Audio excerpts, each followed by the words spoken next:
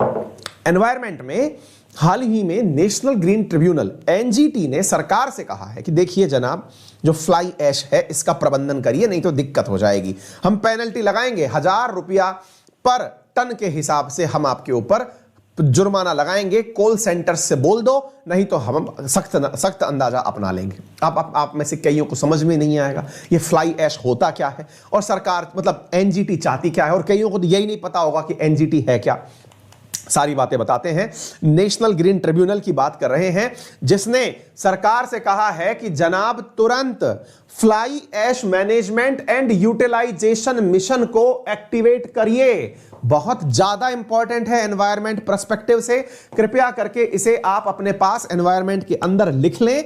किस चीज की डिमांड करी है एनजीटी ने? National green tribunal. कृपया करके एक तो आज इसकी रिसर्च कर लें प्रॉपर तरीके से। आदर्श कुमार गोयल नाम पता है, उसके अलावा भी मैंने कई बार इसके बारे में विशेषताएं बताई हैं। आज प्रॉपर तरीके से इसका नोट्स बना लीजिएगा एनजीटी का। एनजीटी ने सरकार से क्या कहा है? Fly ash management and utilisation mission को एक्टिवेट करिए। अब आप जानना चाहेंगे, इसमें एक शब्द जुड़ा हुआ है, दैट इज फ्लाई ऐश। हमको अंग्रेजी की हिंदी तो पता है, फ्लाई का मतलब उड़ना है, ऐश का मतलब राख है, और सुनकर के लगता है उड़नी राख है ना। अब ये उड़नी राख क्या है, इसके बारे में मैं अब आपको आज के सेशन में बता रहा हूं।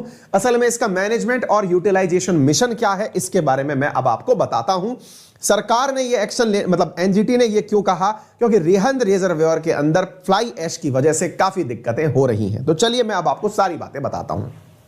देखो प्यारे बच्चों, आप सबको मालूम है कि भारत के अंदर जो ऊर्जा का यानी बिजली का सबसे बड़ा सोर्स है वो है कोयले से बनी हुई बिजली। कोयले से बनी हुई बिजली का मतलब क्या हुआ? इसका मतलब यह हुआ जनाब कि अच्छा, आपको पता नहीं ये जानकारी होगी या नहीं, हालांकि होनी तो चाहिए, और नहीं भी है तो थोड़ी सी समय में जान जाएंगे। कोयले से बिजली बनती कैसे है, इस बात को एक बार के लिए व्यवहारिक रूप से समझ लीजिए। ऐसा नहीं है कि एक भट्टी है और उस भट्टी में आपने कोयले डाल दिए और आपने कोयले जला दिए, कोयले जला करके यहां पर इलेक्ट्रिसिटी बन के आ गई। ऐसा नहीं होता है। तरीका यह है साथियों कि कोयले जो है ना, इनको निश्चित ही जलाया तो जाता है, लेकिन जला करके इन कोयलों से पानी को गर्म किया जाता है।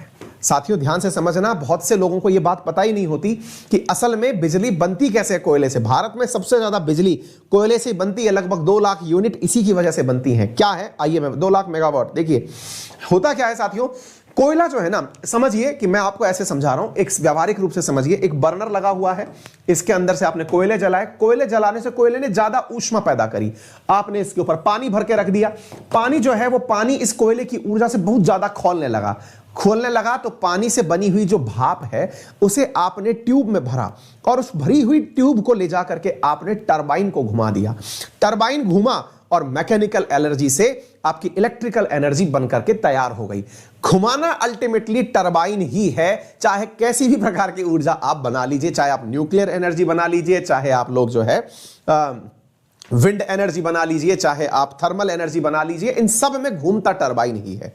केवल सोलर एनर्जी के अंदर, फोटोवोल्टेइक सेल के अंदर आप लोग जो है वो सीधा फोटोन की वजह से इलेक्ट्रिसिटी का उत्पादन करते हैं, जिसमें बिना टरबाइन घुमाए इलेक्ट्रिसिटी पैदा होती है। अधिकांश प्रकार की जो ऊर्जा है वो टरबाइन घूमने से ही होती है। ठीक है, अच्छा, तो ये तो हुआ साहब पानी का गर्म होकर के भाप बनाना और उससे टरबाइन घुमाना, ये तो बिजली पैदा करने का तरीका हुआ।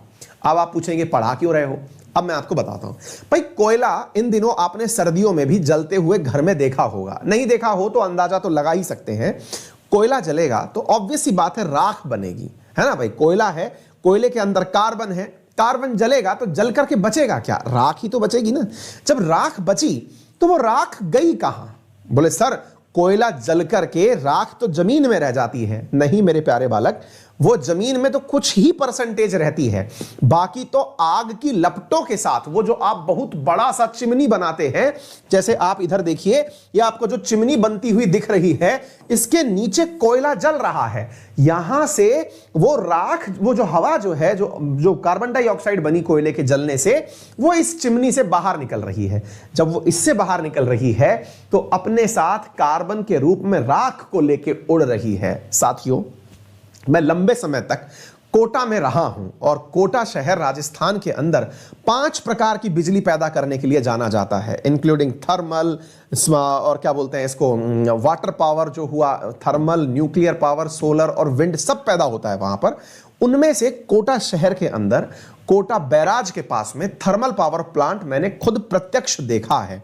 मैं आपको कुछ अनुभव साझा करता हूं जिससे आपको यह बात समझ में आएगी। मेरे प्यारे साथियों, ये कार्बन के जलने से जो इस फनल के माध्यम से गैस बाहर निकली, ये गैस अपने साथ में साथियों कार्बन लेके बाहर आती है। जो उड़ती हुई हवा है वो अपने साथ राख लेके आती है, और ये राख जब इस नोजल से बाहर निकलती है साथियों, ये धुआं जब निकलता है तो वो राख भारी होने के कारण आसपास के क्षेत्रों में बैठने लगती है, यानी कि आसपास के एनवायरनमेंट के अंदर वो राख जमीन पर गिरने लगती है।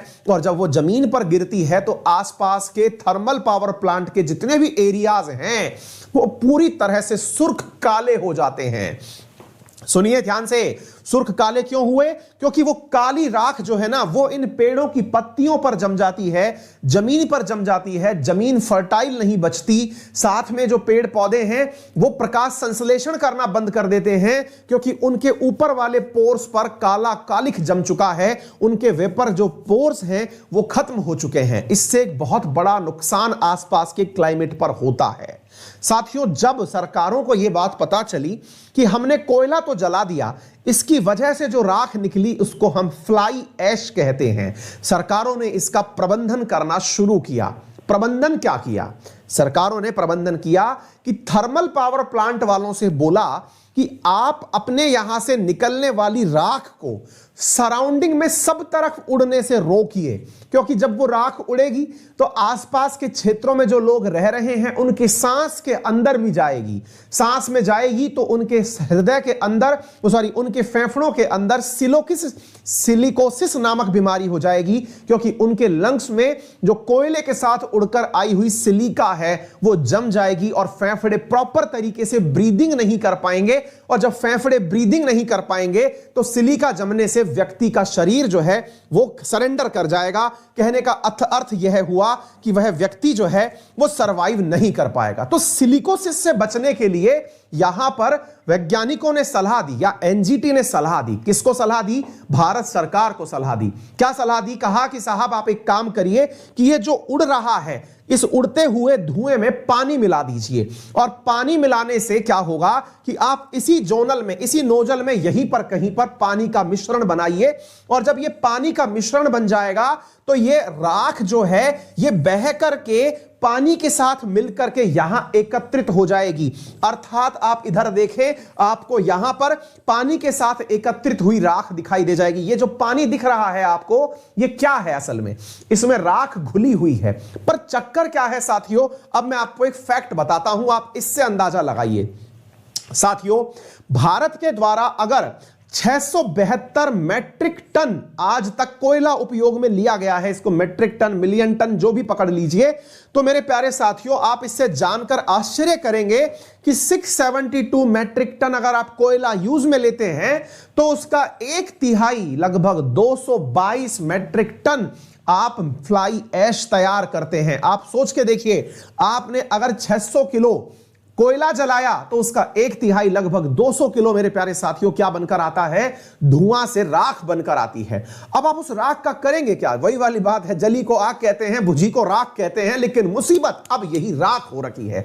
इस राख का करें क्या? तो मेरे प्यारे साथियों, इस राख को एनजीटी ने कहा पानी में घोल करके जमीन पर फैला दीजिए। साथियों, अब ये राख छोटी मोटी रहे तो समझ में आए। भारत के अंदर अभी तक अगर हम बात करें तो 191 पावर प्लांट हैं जो कोयले से चल रहे हैं, जो कि भारत में लगभग 2,13,000 मेगावाट एनर्जी पैदा करते हैं। मुसीबत यह है कि अब करें तो करें क्या? इस पानी से इलाज करें क्या? साथियों, यह पानी एकत्रित होना शुरू हुआ। इससे क्या हुआ? इससे यह हुआ साथियों कि जो पानी था घुला हुआ था, उस पानी के अंदर से वो सारे के सारे जो सॉल्ट थे या सारे के सारे वो कार्बन के साथ मिनी पार्टिकल्स थे, वो जमीन में परकोलेट होकर जाने लगे। जमीन में परकोलेट होकर जाने लगे, नीचे की तरफ विसरण से अंदर जाने लगे। तो मेरे प्यारे साथियों, वो पीने के पानी के अंदर आ गए। क्योंकि लोगों के पानी के अंदर वो कार्बन जो छनकर नीचे से गया था वो शरीर के अंदर वापस पहुंचना शुरू कर दिया। अगेन इससे एक नई समस्या खड़ी हो गई, क्योंकि आर्सेनिक जैसा जो कंटेंट है ये कोयले में प्रेजेंट होता है कुछ मात्रा में, वो पानी के माध्यम से शरीर में आ गया, ये अगला वाटर पॉल्यूशन दे गया। यानी कि ये चिंता बहुत बड़ी चिंता बनी। तो अब करें तो करें क्या? इसका इलाज निकालने के लिए एनजीटी ने कहा कि अब हम नहीं जानते, इसका इलाज केवल 2 प्रकार से हो सकता है। क्या हो सकता है? इसका इलाज यह है कि इस फ्लाई ऐश के अंदर जो काला कार्बन है, इस काले कार्बन को कहीं फैलाइए मत, इसको एकत्रित करिए। और थर्मल पावर प्लांट की यह जिम्मेदारी होनी चाहिए कि वो जितना भी कालिक पैदा करे उस पूरे की पूरे कालिक को सेटल करेगा। कैसे सेटल करेगा? कि आसपास अगर कहीं पर सड़क का निर्माण हो रहा है, ध्यान से सुनिएगा, सड़क के निर्माण में फ्लाई ऐश का उपयोग करिए। यानी कि जहां आप बजरी मिलाते हैं, सीमेंट मिलाते हैं, उसमें मिट्टी का जो कंटेंट है, जो पकड़, क्योंकि ये जुड़ता बहुत अच्छे से है, चिपकता बहुत अच्छे से है, तो बोले फ्लाई ऐश का उपयोग करके सड़कों का निर्माण करिए, नंबर 1। नंबर दूसरा, आपने जो काली सीमेंट देखी है जो अपन घर में यूज में लेते हैं, जो कि सोडा क्या कहते हैं उसको, स्टोन से, लाइम स्टोन से और क्ले से मिलकर के बनी हुई होती है, बोले वो रंग में मैच कर जाती है। किसके साथ में? बोले रंग में मैच कर जाती है फ्लाई ऐश के साथ। तो फ्लाई ऐश और लाइम स्टोन और क्ले से मिलकर बनी हुई सीमेंट जिससे आप घर बनाते हैं, तमाम प्रकार की जो आप सीमेंट यूज करते हैं, बोले उसमें फ्लाई ऐश मिला दीजिए। उससे क्या होगा? उससे फ्लाई ऐश की मात्रा भी बढ़ेगी और आपको मिट्टी की समस्या दूर हो जाएगी। तो मेरे प्यारे साथियों, इसका इलाज शुरू हुआ। आज की स्थिति यह है कि आज जितनी फ्लाई ऐश पैदा की जाती है, उस फ्लाई ऐश को पैदा करने के बाद में लगभग 222 मिलियन टन अगर पैदा कर रहे हैं, मेट्रिक टन पैदा कर रहे हैं, तो 205 मेट्रिक टन उसका यूज में भी ले रहे हैं। इससे तो कोई दिक्कत नहीं है, ये तो लगभग सेटल भी हो गया। मुसीबत यह है साथियों, जो लीगेसी लेके आ रहे हैं, ये तरीका तो हाल में खोजा गया तरीका है, लेकिन बिजली तो लंबे समय से बनती आ रही है, और लंबे समय से जो बनती आ रही बिजली है, उसकी वजह से लगभग 1670 मेट्रिक टन तो अभी तक राख मार्केट में पड़ी हुई है, एकत्रित हुई पड़ी हुई है। उसका सेटलमेंट कैसे करें, इसके लिए एनजीटी ने कहा है कि कृपया करके आप लोग इस चीज को सुधारिए और सुधार करके एक समिति का गठन करिए